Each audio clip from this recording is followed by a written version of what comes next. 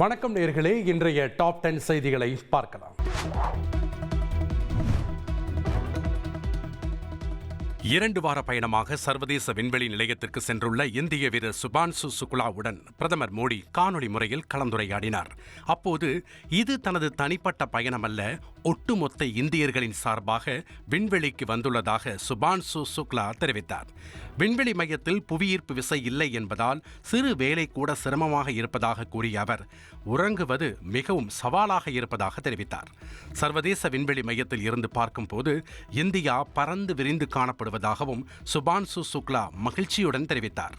அவரிடம் தாங்கள் இந்தியாவில் இருந்து வெகு தொலைவில் இருந்தாலும் இந்தியர்களின் மனதுக்கு நெருக்கமான இடத்தில் இருப்பதாக பிரதமர் மோடி தெரிவித்தார். சர்வதேச விண்வெளி மையத்தில் பயணிக்கும் நாட்கள் வெற்றிகரமாக அமைய வேண்டும் என்றும் இந்த பயணம் வளர்ச்சியடைந்த பாரதத்திற்கு உத்வேகத்தை தரும் என்றும் சுபான்சு சுக்லாவிடம் பிரதமர் மோடி தெரிவித்தார்.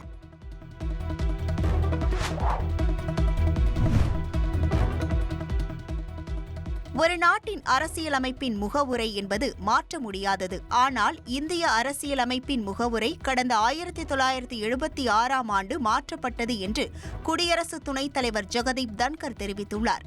நிகழ்ச்சி ஒன்றில் கலந்து கொண்டு பேசிய அவர், ஒரு நாட்டின் அரசியலமைப்பின் முகவுரைதான் அதன் ஆன்மா என்றும் அந்த முகவுரை தனித்துவமானது என்றும் குறிப்பிட்டார்.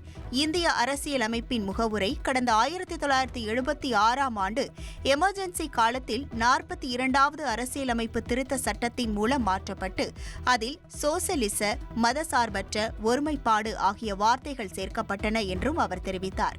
மேலும் இந்தியாவை தவிர வேறு எந்த நாட்டிலும் அரசியலமைப்பின் முகவுரைகள் மாற்றப்படவில்லை என்றும் ஜெகதீப் தன்கர் கூறினார்.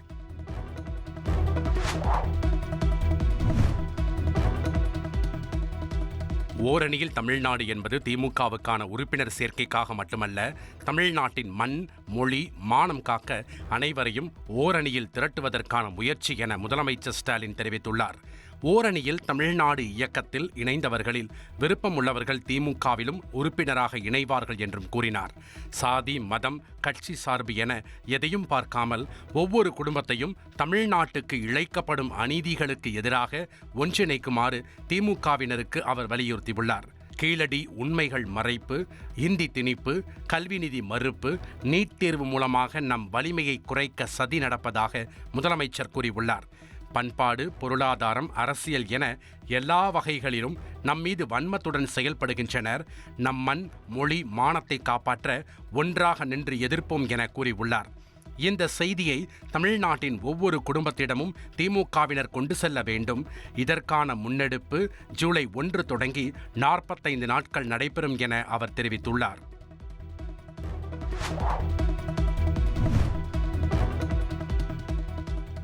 அதிமுக பொதுச் செயலாளர் எடப்பாடி பழனிசாமி ஜூலை 7ஆம் தேதி முதல் அனைத்து தொகுதிகளிலும் பிரச்சாரம் மேற்கொள்கிறார்.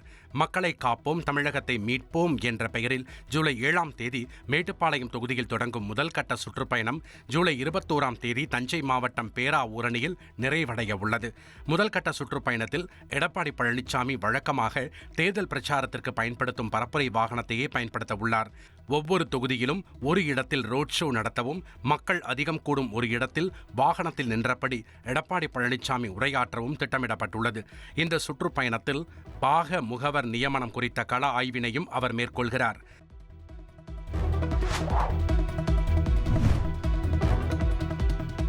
சென்னை ஐஐடியில் மாணவிக்கு பாலியல் தொல்லை கொடுத்த வழக்கு தொடர்பாக தேசிய மகளிர் ஆணையம் தமிழ்நாடு டிஜிபிக்கு கடிதம் எழுதியுள்ளது.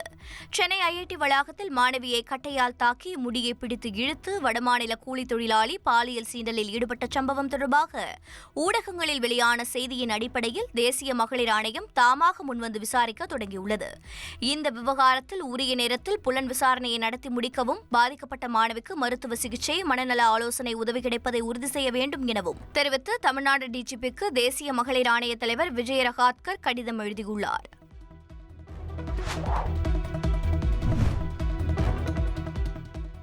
சென்னை ஐஐடி வளாகத்தில் மாணவிக்கு பாலியல் தொல்லை கொடுத்த ஒப்பந்த ஊழியர் கைது செய்யப்பட்ட நிலையில் இதுகுறித்து ஐஐடி நிர்வாகம் சார்பில் விளக்கம் அளிக்கப்பட்டுள்ளது.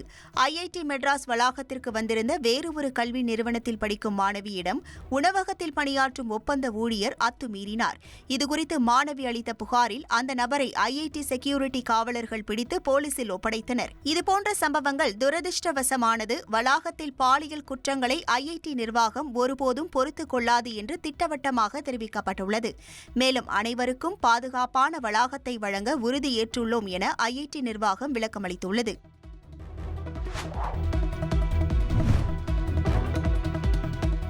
தன்னோடு நெருக்கமாக இருந்த புகைப்படங்களை காட்டி மிரட்டுவதாக முன்னாள் காதலர் மீது அண்ணா பல்கலைக்கழக முதுகலை பொறியியல் மாணவி காவல் நிலையத்தில் புகார் அளித்துள்ளார். ஒரே கல்லூரியில் இருவரும் பொறியியல் படித்தபோது காதலித்து வந்ததாகவும் காதலனின் நடவடிக்கைகள் சரியில்லாததால் காதலை துண்டித்து கடந்த மார்ச் மாதம் முதல் மாணவி பேசுவதை தவிர்த்து வந்ததாகவும் கூறப்படுகிறது. இதனால் இருவருக்கும் பிரச்சனை ஏற்பட்ட நிலையில் முன்னாள் காதலரான பொறியியல் பட்டதாரி ராம்குமார் என்பவர் தனது புகைப்படங்களை காட்டி மிரட்டுவதாக அநாகரிகமாக பேசுவதாகவும் பாதிக்கப்பட்ட மாணவி காவல் நிலையத்தில் புகார் அளித்துள்ளார். இதன் பேரில் போலீசார் விசாரணை நடத்தி வருகின்றனர்.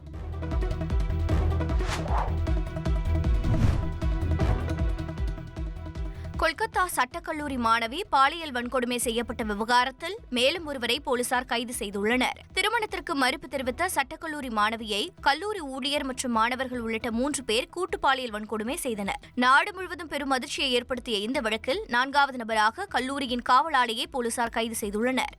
கல்லூரி வளாகத்தில் உள்ள காவலாளி அறையில் வைத்து மாணவி பாலியல் வன்கொடுமை செய்யப்பட்டபோது காவலாளி அதை தடுக்க தவறியதாகவும் மாணவிக்கு உதவி செய்யவில்லை எனவும் மாணவி அளித்த வாக்குமூலத்தின் அடிப்படையில் காவலாளி பினாக்கி பானர்ஜி என்பவரை போலீசார் கைது செய்துள்ளனர்.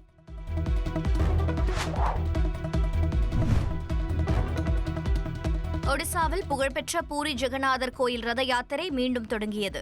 பூரியில் ரத யாத்திரை விழா வெள்ளிக்கிழமை கோலாகலமாக தொடங்கியது. இதில் இந்தியாவிலிருந்து மட்டுமின்றி உலகின் பல்வேறு நாடுகளில் இருந்தும் பக்தர்கள் பங்கேற்றுள்ளனர். கடும் வெப்பம் மற்றும் கூட்ட நெரிசல் காரணமாக பலருக்கு உடல்நலம் பாதிக்கப்பட்டதால் தற்காலிகமாக ரத யாத்திரை நிறுத்தப்பட்டது. இந்நிலையில் ரத யாத்திரை மீண்டும் பலத்த பாதுகாப்புடன் தொடங்கியது. இதில் பெருந்திரளான பக்தர்கள் பங்கேற்றுள்ளனர்.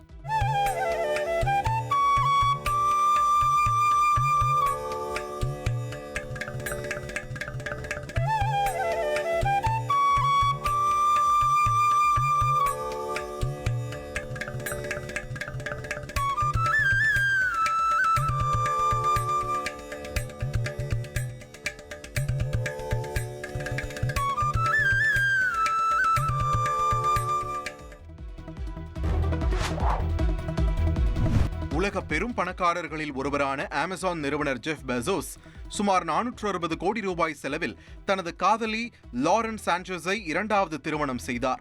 61 வயதாகும் ஜெஃப் பெசோஸுக்கும் 55 வயதாகும் லாரன்ஸ் சாnchez-க்கும் இத்தாலியில் பிரம்மாண்ட முறையில் திருமணம் நடந்துள்ளது.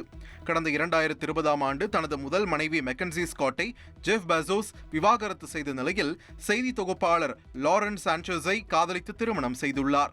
இத்தாலியின் வெனிஸ் நகரில் உள்ள நட்சத்திர ஹோட்டலில் திருமணம் மிகவும் ஆடம்பரமாக நடந்தேறியது.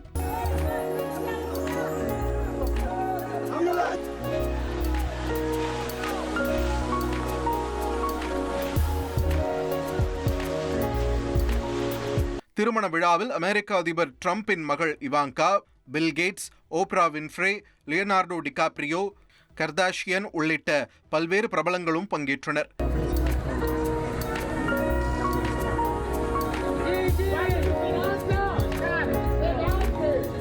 இதனிடையே திருமண புகைப்படங்களை லாரன்ஸ் சாnchez வெளியிட்டுள்ளார்.